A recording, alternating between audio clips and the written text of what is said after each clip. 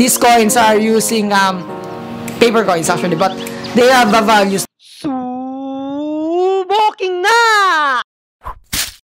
And this is the Sheriff of Nottingham. For gameplay na Sheriff of Nottingham ay galing sa Arcane Wonders na ginawa ng Dice Tower Essential. So maraming salamat for creating this game. So, when it comes to playing this game, ito ang klase ng game na kung saan ay meron kayong 5 players na kung saan magiging Sheriff, then afterwards, blah blah blah, and so on. So we're going to unbox this box.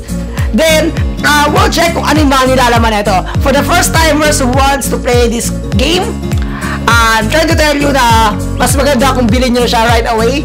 Hanggang mura pa siya kasi if you bought this on the second hand, mabibili siya sa halagang mga 2,000 gano'n. But yung pinaka brand new niya, mabibili mo siya ng around 2,900 below.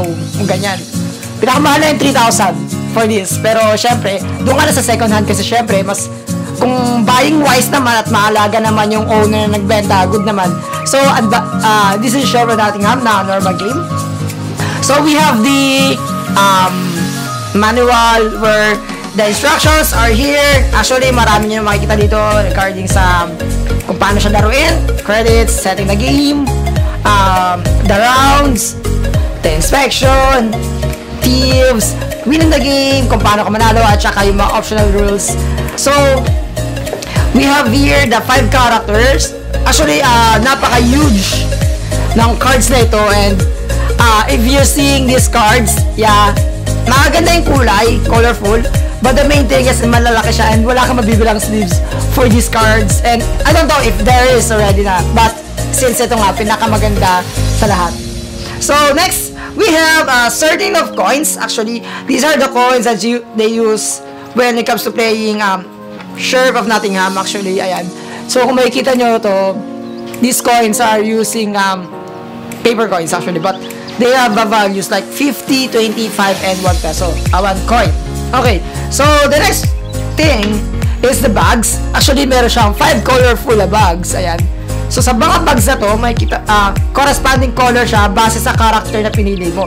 If you choose this character, makukuha mo is yung red bag. So, ganon.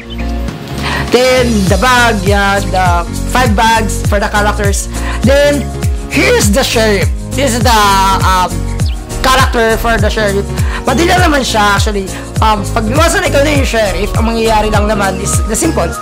I-inspect mo yung goods, so and so on, and after, you're gonna pay, pass the Sheriff to the another player until sa matapos siya.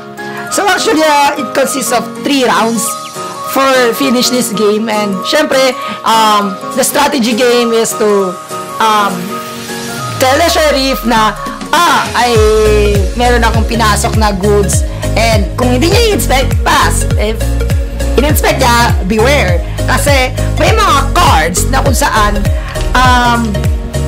tinatawag na contrabands, yeah.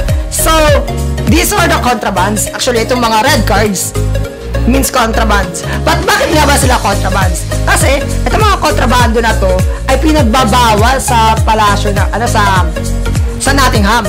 So, ang ginagawa ng mga dealers or ng mga yun nga ay pinapasok nila illegal. So, bawal sila. Basta lahat ng color red illegal. Then the green one, ito yung mga green na cards, means these are the cards na kung saan ay good, legal goods, diba? Okay, so there's a lot of cards here. Yep, napakarami nila. Actually, marami siya yan. Napakarami niya. Yeah. Okay, so yan. So, how to play this game? For playing this game naman kasi, napakadali lang niya, napakasimple lang niya, but I cannot tell you the exact gameplay kasi nga matagal, masyadong matagal to. So we'll just take a look on how this card looks like.